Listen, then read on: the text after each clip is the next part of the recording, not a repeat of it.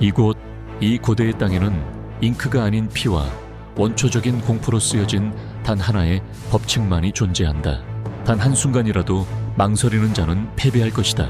모든 것이 죽이거나 죽임을 당할 수 있는 곳에서는 본능은 단순한 이점이 아니라 유일한 무기다. 공기에는 축축한 흙냄새와 대결의 예감이 짙게 배어있다.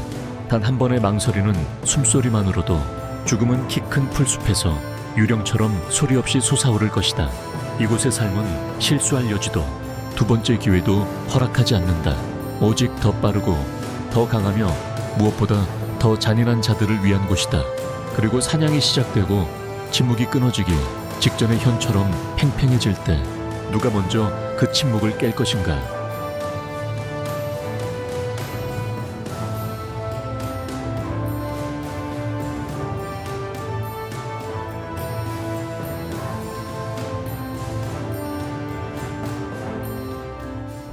말이 아닌 땅에 깊이 새겨진 무거운 발걸음으로 전해지는 이야기가 있습니다.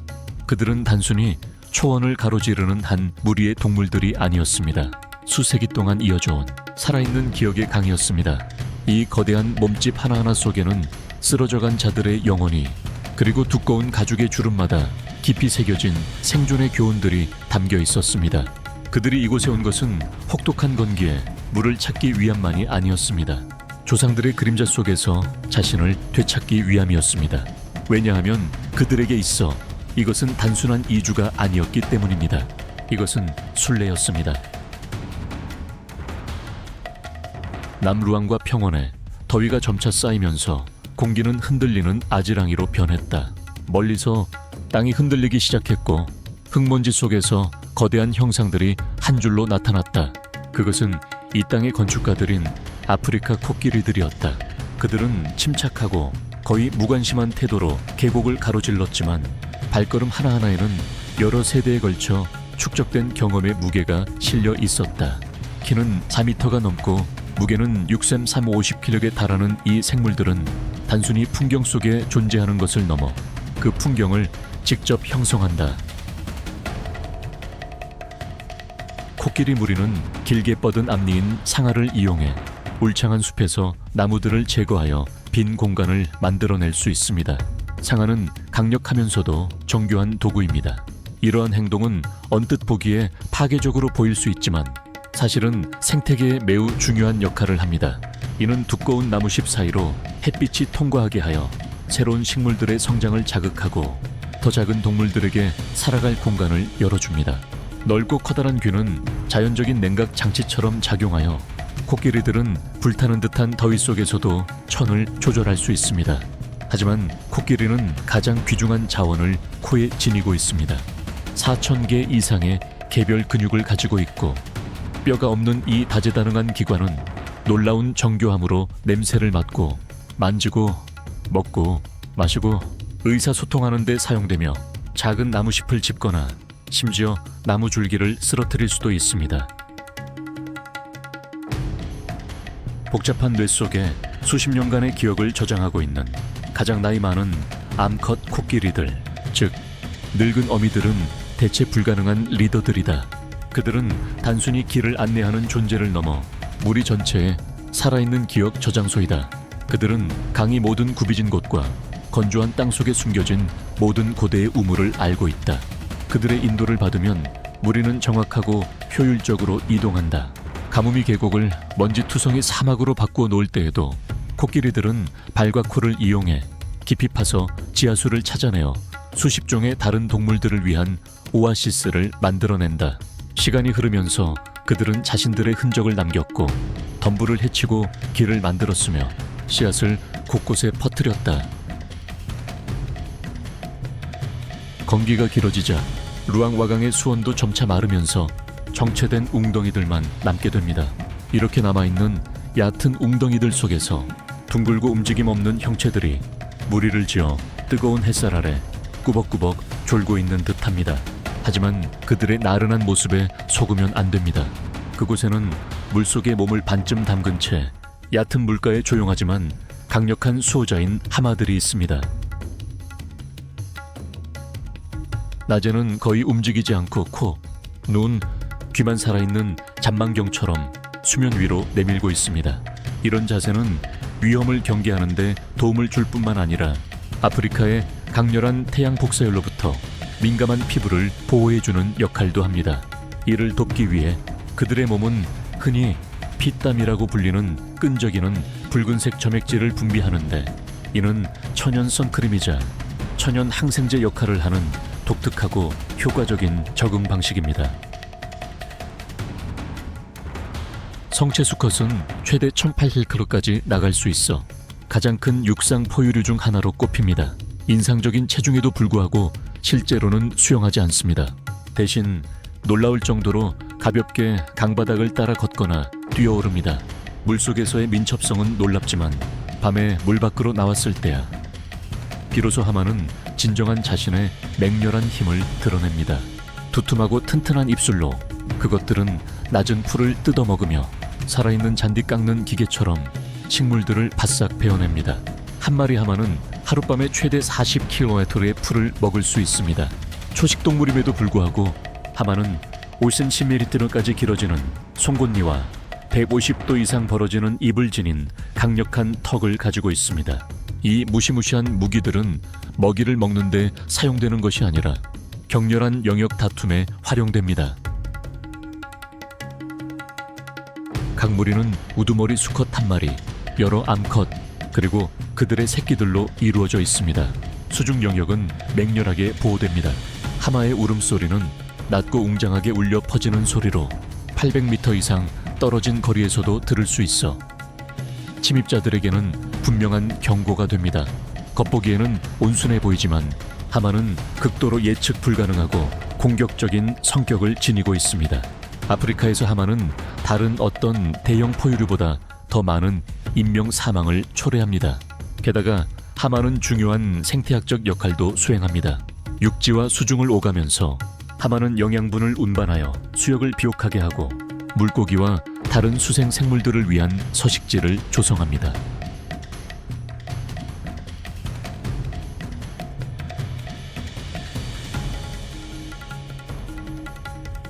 고요한 수면은 참으로 기만적이다. 미동도 않고 인내심 있게 거의 알아차릴 수 없을 정도로 그것은 수백만 년에 걸쳐 자신의 기술을 완성한 포식자이자 매복술의 달인 바로 나일강 악어다. 최대 6m까지 자랄 수 있는 이 동물은 아프리카에서 가장 큰 파충류이자 공룡시대부터 이어져 온 살아있는 화석입니다. 이 동물의 강점은 추격전에 있지 않고 환경을 활용하는 방식에 있습니다. 납작한 몸과 머리 꼭대기에 높이 솟아오른 눈과 콧구멍 덕분에 이 동물은 거의 완전히 물속에 잠겨 경계심 없는 먹잇감에게는 보이지 않는 존재가 됩니다. 턱을 따라 나 있는 극도로 예민한 압력 감지 기관은 물속의 아주 미세한 진동까지도 감지할 수 있게 돕습니다. 그리고 공격하는 순간 그야말로 치명적입니다. 그 악어의 악력은 동물 세계에서 가장 강력한 힘 중 하나로 뼈를 쉽게 으스러뜨릴 수 있을 정도이다. 녀석의 전략은 속도에 의존하는 것이 아니라 절대적인 정확성에 있다. 녀석은 기다리고 일단 행동을 시작하면 모든 것이 침묵 속에서 진행된다. 주먹이가 물고기임에도 불구하고 나일 악어는 기회주의적 포식자로 새, 작은 포유류에서 심지어 커다란 물소에 이르기까지 사정권 안에 있는 것은 무엇이든 사냥한다. 무시무시한 사냥꾼임에도 불구하고 악어의 삶에는 놀라운 면모가 있습니다. 바로 새끼 양육입니다. 어미 악어는 둥지를 맹렬하게 보호하고 심지어 갓 부화한 새끼들이 알껍질을 벗고 나올 수 있도록 도우며 새끼들을 부드럽게 입에 물고 물속으로 데려다 줍니다. 하지만 어린 새끼들의 사망률은 매우 높으며 수많은 적들과 마주해야 합니다. 60년 이상 살 수 있는 수명을 가진 나일 악어는 적응력과 끈기의 전형입니다. 나일 악어는 수백만 년 동안 존재해왔으며 거의 변함없이 전략을 유지해왔습니다.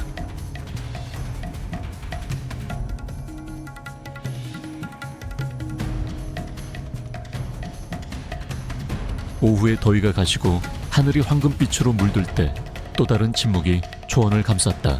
그것은 두려움의 침묵이 아니라 존경의 침묵이었다. 그것은 더 거대한 무언가를 위한 서막이었다. 그때 그가 모습을 드러냈다. 이 땅에 옥좌 없는 왕, 바로 사자였다.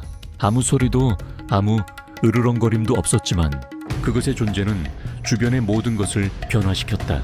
걸음걸이에는 서두름이 없었고 굳이 힘을 과시할 필요도 없었다. 다른 존재들은 그저 자신이 지나온 영토가 오직 자신만의 것이라는 사실을 알고 있을 뿐이었다. 사자의 포효는 8km 밖까지 들리며 단순히 영토를 선포하는 것에 그치지 않고 무리의 결속을 다지는 보이지 않는 연결고리이기도 하다. 루앙과에서는 사자들이 긴밀히 결속된 가족 무리를 형성하는데 이는 복잡하면서도 효율적인 사회 구조입니다. 각 무리는 한 마리 또는 여러 마리의 경험 많은 암사자들에게 이끌리며 이 암사자들은 대개 서로 친족 관계입니다. 그들은 무리의 중추이며 주로 먹이 사냥과 새끼 돌보기를 책임집니다. 위풍당당한 갈기를 가진 성인 수사자들은 경쟁 수사자들로부터 영토를 보호하는 역할을 맡는데 이는 폭력과 위험이 가득한 임무입니다. 암사자는 타고난 사냥꾼입니다. 밤에는 어둠을 동맹으로 삼습니다. 그들의 시력은 희미한 불빛 속에서도 인간보다 6배 더 뛰어납니다. 공격은 완벽하게 조율되며 이는 집단 지성의 증거입니다. 한 마리가 정면에 위치하여 주의를 분산시키는 동안 다른 암사자들은 양측면을 포위하여 먹잇감의 도주로를 차단합니다. 공격 속도는 인상적이며 짧은 단거리 질주에서는 시속 80km에 달할 수 있습니다. 하지만 성공은 결코 보장되지 않습니다. 약 25에서 30%의 사냥만이 성공적으로 끝납니다. 에너지 소모는 매우 높으며 실패는 무리 전체가 굶주리게 될 수도 있다는 것을 의미합니다. 낮에는 무리 전체가 그늘에서 휴식을 취하며 밤 사냥을 위한 에너지를 절약합니다. 새끼 사자들은 놀면서 성체들을 관찰하고 모방하면서 중요한 사냥 기술을 배웁니다.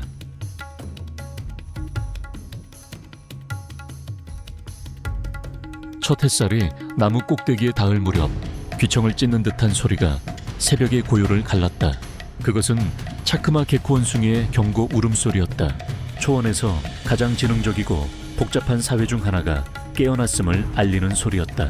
개코 원숭이 무리는 놀라울 정도로 효율적으로 조직되어 있는데 90마리에서 80마리에 달하는 개체로 구성되며 때로는 그 이상이기도 하다. 엄격한 사회적 위계 질서가 모든 상호작용을 지배한다.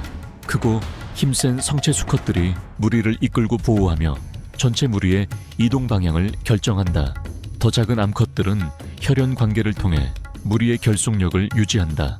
털 고르기, 새끼 돌보기, 먹이 나누기는 단순히 사회적 행동일 뿐만 아니라 동맹을 강화하고 스트레스를 완화하는 생존 전략이다.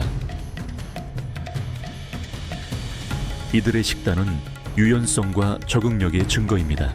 잡식성 동물인 이들은 뿌리, 어린 새싹, 씨앗, 과일, 곤충, 새알, 심지어 작은 척추동물까지 거의 모든 것을 섭취합니다. 이들은 전가를 찾으려 돌을 뒤집는 것과 같은 문제 해결에 지능을 활용합니다. 하지만 차크마 개코 원숭이의 진정한 힘은 의사소통 능력에 있습니다. 이들은 30가지가 넘는 다양한 소리, 즉 위협적인 으르렁거림부터 친근한 부름까지를 복잡한 얼굴 표정 및 몸의 자세와 결합하여 사용합니다. 이러한 신호들은 위험 경고, 이동 조율, 그리고 감정 표현에 활용됩니다. 위험한 순간에는 수컷들이 무서울 정도로 힘을 합칠 수 있습니다. 관찰에 따르면 그들은 새끼들을 보호하기 위해 표범과 같은 더 큰 포식자들과 맞서 싸우는 모습이 목격되기도 했습니다. 그들을 위협적으로 만드는 것은 개별적인 힘이 아니라 협력적인 하나의 단위처럼 행동하는 능력, 즉 수천 년에 걸쳐 단련된 집단 지성입니다. 마침과 절벽의 험준한 경사면 사이로 한 무리의 민첩한 형체들이 놀라울 만큼 유연하게 나뭇가지 사이를 누빕니다. 그것들은 버빗 원숭이입니다. 작고 민첩하며 극도로 경계심이 강하죠. 이곳에서는 하늘과 땅의 포식자들로 가득 찬 세상 속에서 눈길 하나, 몸짓 하나하나가 생사를 가르는 차이가 될 수 있습니다.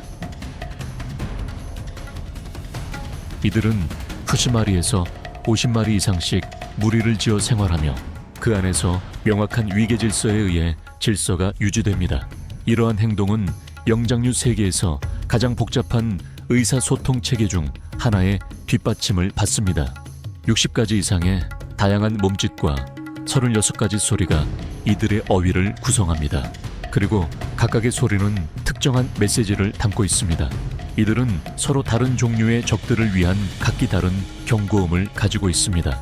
표범에 대한 경고음은 무리 전체를 가장 높은 나무 꼭대기로 올라가게 하고, 독수리에 대한 경고음은 덤불 속으로 재빨리 뛰어들게 하며, 뱀에 대한 경고음은 두 발로 똑바로 서서 땅을 살피게 합니다.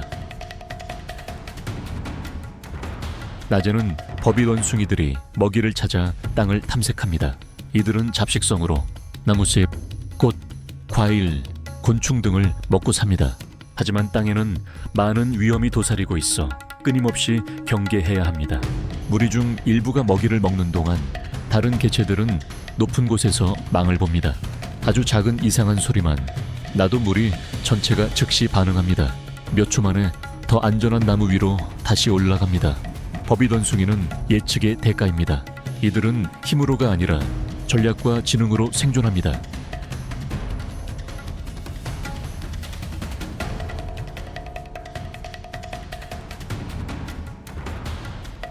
먼지가 피어오르고 수백 발의 발굽소리가 일제히 초원의 리듬을 새겼습니다. 혹독한 태양 아래 가장 웅장하고 위협적인 동물 무리 중 하나가 모습을 드러냈습니다. 바로 케이프 물소였습니다. 멀리서 보면 그것들은 하나의 단일한 움직이는 덩어리, 즉 초원을 가로질러 흐르는 검고 짙은 강처럼 보였다. 하지만 가까이서 보면 그들의 사회 구조가 얼마나 복잡한지 깨닫게 된다. 거의 1톤에 달하는 무게를 지닌 거대한 수컷들은 단단한 뼈 방패처럼 합쳐진 뿔을 가지고 양측면을 따라 이동하며 보호막을 형성한다. 암컷들은 작은 가족 단위로 움직이며 집단적인 결정을 이끈다. 이 거대한 무리 안에서 결정은 무력으로 내려지지 않고 합의에 의해 이루어진다. 흔히 볼 수 있는 행동은 방향 투표이다. 성체 암컷들은 자신들이 가고 싶은 방향을 바라본다. 가장 많은 표를 얻은 방향이 전체 무리의 진행 방향을 결정하며 그들은 함께 출발한다. 승리를 확신하는 자신만만한 포효가 울려 퍼졌다. 어린 버팔로 한 마리가 무리에서 떨어져 나왔다. 젊음의 치명적인 실수였다. 하지만 사자들은 더 치명적인 실수를 저질렀다. 그들은 한 가족의 분노를 과소평가했다. 무리 전체가 멈춰섰다. 수백 쌍의 눈이 일제히 돌아보았다. 그 육중한 근육과 뿔의 덩어리가 방향을 틀자 땅이 진동했다.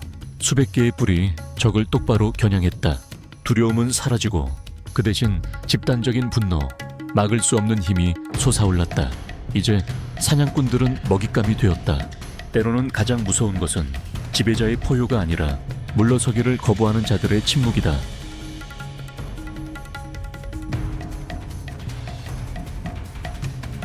악어조차 주저하게 만들 수 있는 몇 안 되는 동물 중 하나입니다. 어떤 포식자라도 새끼를 감히 공격한다면 그 반응은 매우 잔혹할 수 있습니다. 비록 육식동물은 아니지만 케이프 물소는 사냥꾼들 사이에서 검은 죽음으로 불립니다. 이 별명은 그들의 예측 불가능한 행동과 끈질긴 복수심에서 유래했습니다.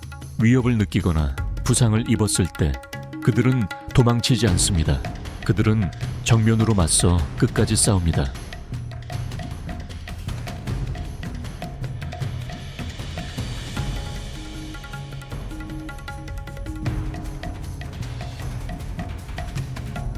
아프리카의 메마른 땅에서 벗어나 이제 우리는 육지와 바다가 조화를 이루는 생명이 넘치는 푸른 미궁 같은 전혀 다른 세상으로 가보겠습니다.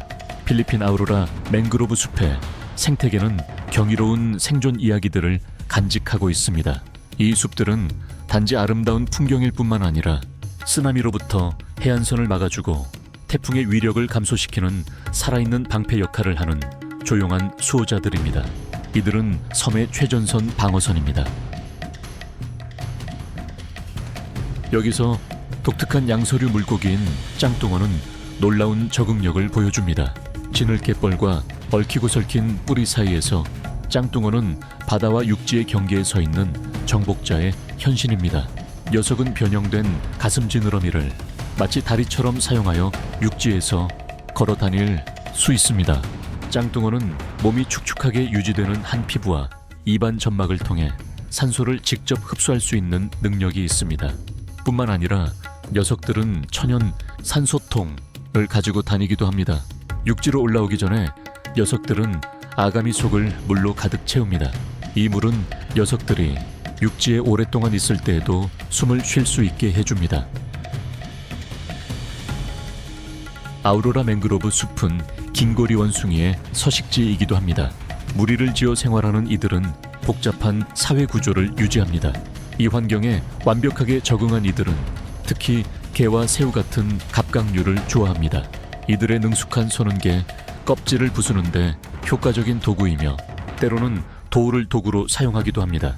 또한 먹이를 먹는 동안 씨앗과 과일을 우연히 떨어뜨리는 행동은 맹그로브 숲의 재생에 기여하며 이들을 자연적인 씨앗 전파자로 만듭니다.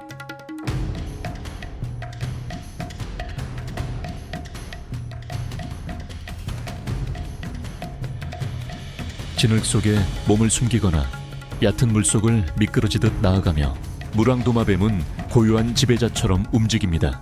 수백만 년 전 그들의 조상들은 반수생 환경에 적응하는 여정을 시작했습니다.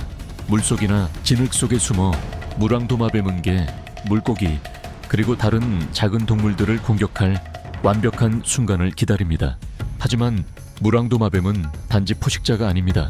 균형을 유지하는 데 중요한 역할을 합니다. 청소동물로서 죽은 동물들을 제거하여 질병의 확산을 줄이고 생태계를 항상 깨끗하게 유지하는 데 도움을 줍니다. 육지를 넘어선 필리핀 해는 활기찬 수중 세계, 즉 색채와 생명의 우주를 품고 있습니다. 이곳에서 모래 해저와 산호초들은 거대한 생태계의 중요한 구성 요소를 이룹니다.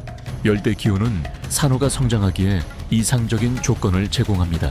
강력한 해류는 영양분이 풍부한 물을 실어 나르며 산호초에 생명을 불어넣어 그것들을 대양 한가운데에 번성하는 오아시스로 만듭니다. 그 광활함 속에서 베르데 아일랜드 해협은 살아있는 박물관이자 생물 다양성의 보고로 우뚝 서 있습니다. 해양 생물 다양성의 중심 중의 중심이라 불리는 그곳의 생태계는 자연이 가장 화려한 의상을 입는 곳입니다. 만약 대양이 행성의 심장이라면 베르데 아일랜드 해협은 가장 강력한 심장 박동 중 하나로 필리핀뿐만 아니라 전 세계에 생명을 품고 있습니다. 이곳 산호초에는 500종 이상의 산호와 수천 종의 물고기가 살고 있습니다. 그 중에서도 거대 조개는 생물학적 섬처럼 돋보입니다.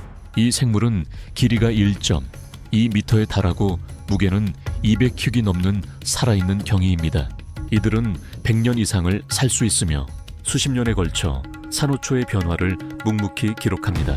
조개 몸속 조직 안에는 수백만 개의 단세포 조류인 주산텔라가 광합성을 수행하며 햇빛을 에너지로 전환합니다.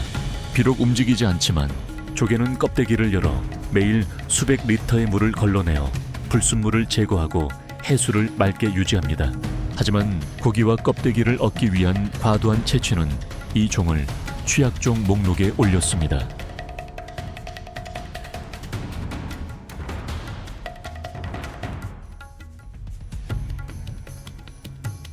짙푸른 바닷속에서 고래상어는 단연 중심을 차지합니다.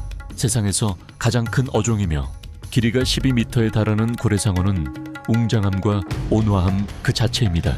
그들의 혈통은 수백만 년에 걸쳐 이어져 왔습니다. 베르데섬 해협에는 수백만 마리의 플랑크톤과 어란이 해류를 타고 밀려들어 와 이 거대한 존재에게 완벽한 먹이원이 되어줍니다. 입을 1.5m 너비로 크게 벌려 매일 수백만 리터의 바닷물을 여과합니다. 시속 5km라는 느린 속도로 헤엄치면서도 이들은 대규모 이동을 통해 매년 수천 킬로미터를 여행할 수 있습니다. 이로써 이들은 플랑크톤의 과도한 증식을 막고 수중 산소 농도를 유지하는 데 중요한 역할을 합니다. 하지만 오염, 불법 포획, 선박과의 충돌 등으로 인해 그들의 개체수는 급격히 줄어들었습니다.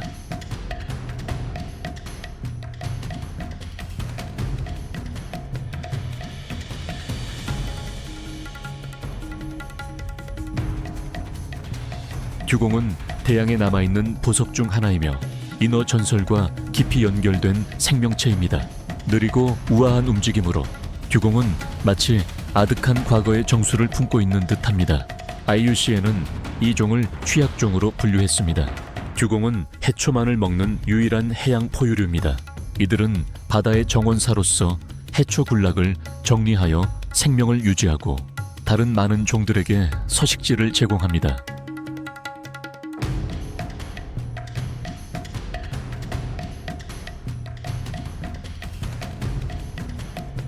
베르데 섬 산호초에 작지만 무척 강력한 생물이 사는데 바로 파란고리 문어입니다.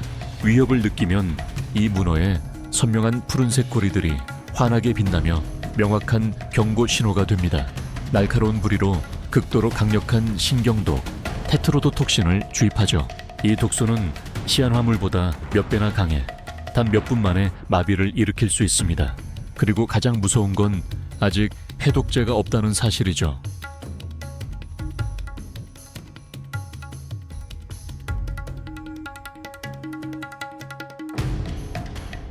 모래 속에 몸을 숨기고 있는 미믹 문어는 위장과 변신의 예술에 있어서 그야말로 대가입니다. 이 문어는 단순히 색깔과 피부 질감만 바꾸는 것이 아니라 다른 동물들을 흉내내기 위해 형태와 행동까지 바꿉니다. 독이 있는 바다뱀부터 독가시를 가진 솔베간팽, 우아한 가오리에 이르기까지 이 문어는 생존에 필요하다면 어떤 것으로든 변신할 수 있습니다. 이는 동물 세계에서 유래를 찾아볼 수 없는 독특한 능력입니다.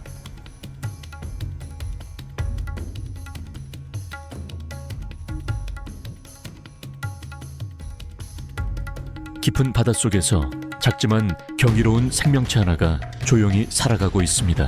바로 피그미 해마입니다. 길이는 겨우 2cm 정도로 이 해마는 일반인의 눈에는 거의 보이지 않습니다. 울퉁불퉁한 피부는 서식지인 무리셀라 산호의 질감을 완벽하게 닮아 있습니다. 이러한 위장은 완벽한 보호막을 제공합니다. 하지만 그 생존은 산호 채취, 기후 변화, 그리고 오염으로 인해 심각하게 위협받고 있습니다.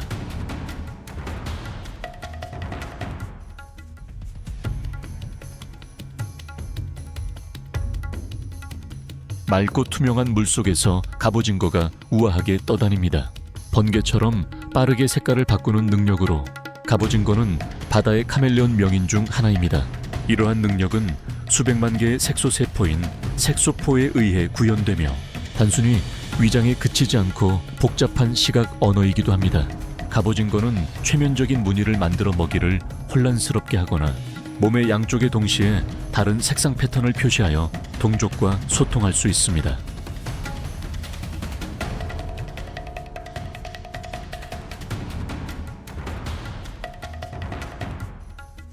플리트비체 호수 국립공원은 물, 바위, 그리고 생명의 교향곡처럼 펼쳐져 있습니다.